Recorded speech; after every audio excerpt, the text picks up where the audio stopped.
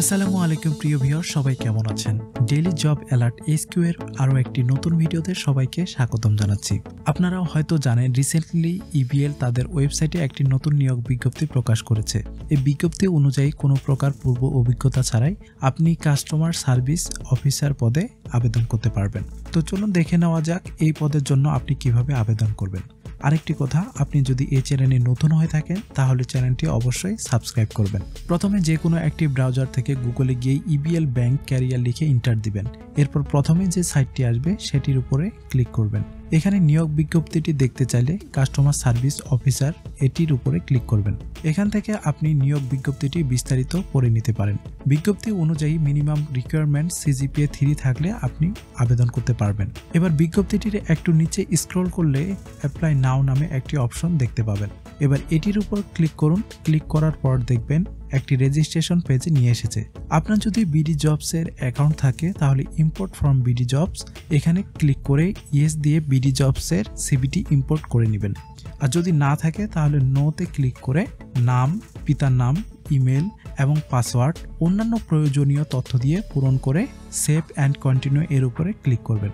Save and continue এর উপর click করার পরে দেখবেন অ্যাপ্লাইড সাকসেসফুল নামে একটি মেসেজ শো করছে এবং তার সাথে একটি ট্র্যাকিং নাম্বার দেওয়া হয়েছে। এই ট্র্যাকিং নাম্বারটি লগ ইন করার জন্য লাগবে, তাই এটি নোটপ্যাডে লিখে রাখুন। আরেকটি জিনিস, অনেক সময় সেভ অ্যান্ড কন্টিনিউ দেওয়ার পর ইন্টারনাল এরর মেসেজটি শো করতে পারে। তো এটা দেখে ঘাবড়ানোর কিছু নেই, জাস্ট পেজটি রিলোড দিবেন। রিলোড দেওয়ার পর দেখবেন ডুপ্লিকেট ইউজার ফাউন্ড নামে আরেকটি অপশন শো করছে এবং তার সাথে একটি ট্র্যাকিং নাম্বার দেওয়া হয়েছে। এই ট্র্যাকিং নাম্বারটি যদি দেখতে পান তাহলে মনে করবেন আপনার রেজিস্ট্রেশনটি সফল হয়েছে। আমি অলরেডি রেজিস্ট্রেশন করেছি, তাই আমার কাছে থাকা ট্র্যাকিং নাম্বারটি দিয়ে এখানে লগ ইন করব। লগ ইন করার জন্য আবার বিজ্ঞপ্তিটি ওপেন করব।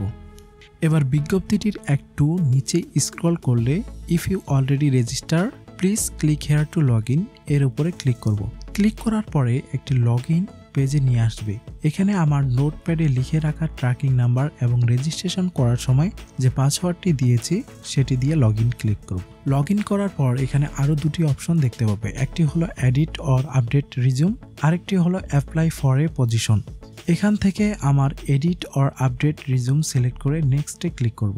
এবার এই পেজে personal, education, employment, training or professional qualification, reference, photograph, change password এবং আদার্স নামে নতুন অপশন দেখতে পাবো। একটু খেয়াল করলে দেখবেন education, employment, training, professional qualification, reference, photograph এবং আদার্স এর পাশে লাল বৃত্ত টাইপের কিছু একটা শো করছে। এটার মানে হলো পার্সোনাল এবং পাসওয়ার্ড বাদে বাকি অপশনগুলো এখনো পূরণ করা হয়নি, তাই লাল বৃত্তটি শো করছে। এখন আমরা এগুলো পূরণ করব। এজন্য আমি এডুকেশন সিলেক্ট করে নেক্সটে ক্লিক করব। এবার শিক্ষাগত যোগ্যতার যাবতীয় তথ্য দিয়ে এটি পূরণ করব।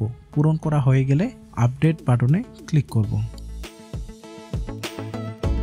সবকিছু ঠিকঠাক থাকলে একাডেমিক ব্লক আপডেটেড সাকসেসফুলি এই মেসেজটি দেখতে পাবেন। আপনার যদি পূর্বে কোনো ব্যাংকের কাজের অভিজ্ঞতা থাকে তাহলে এই এমপ্লয়মেন্ট অপশনটি আপনি পূরণ করতে পারেন, আর যদি না থাকে তাহলে এটি পূরণ করার প্রয়োজন নেই, এটা ম্যান্ডেটরি নয়। এরপর ট্রেনিং অ্যান্ড প্রফেশনাল সার্টিফিকেট এই অপশন সিলেক্ট করে নেক্সটে ক্লিক করবেন। এবার ট্রেনিং ইনফরমেশন এর জায়গায় আপনি যদি কোনো কিছু ট্রেনিং নিয়ে থাকেন তাহলে সেটি এখানে উল্লেখ করতে পারেন এবং প্রফেশনালভাবে যদি কোনো কিছু করে থাকেন তাহলে সেটিও এখানে উল্লেখ করতে পারেন। এগুলো পূরণ করা হয়ে গেলে আপডেটে ক্লিক করবেন।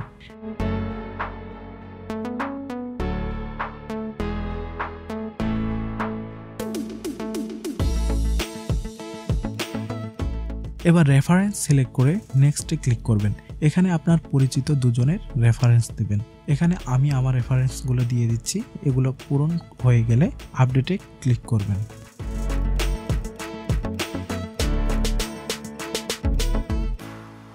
এবার ফটোগ্রাফ সিলেক্ট করে নেক্সটে ক্লিক করবেন।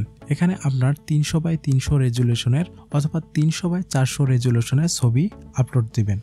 তবে খেয়াল রাখবেন ছবিটি যাতে অবশ্যই 1 MB নিচে হয়। ছবি আপলোড দেওয়ার সময় যদি ক্রপিং অপশন আসে তাহলে স্কিপ ক্রপিং দিয়ে ছবিটি আপলোড দেবেন। আপলোড দেওয়া হয়ে গেলে ব্যাকে ক্লিক করবেন। এবার আদার্স সিলেক্ট করে নেক্সটে ক্লিক করবেন।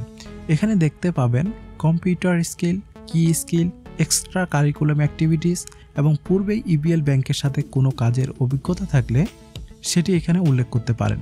বাকি সব তথ্য আপনার মতো করে পূরণ করে নিন। পূরণ হয়ে গেলে আপডেটে ক্লিক করবেন।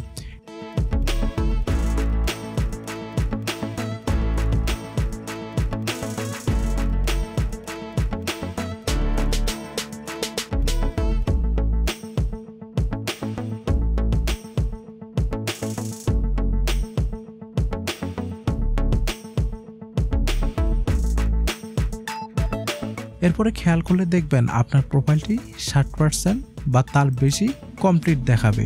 সমস্যা নেই, আপনি এই 60% দিয়ে আবেদন করতে পারবেন। আমার প্রোফাইলটি খেয়াল করলে দেখবেন 61% হয়েছে, কারণ আমি এখানে কিছু তথ্য পূরণ করিনি, যেমন employment history, previous work with EBL bank, এই ধরনের কিছু অপশন আমি স্কিপ করছি, যার ফলে 61% দেখাচ্ছে।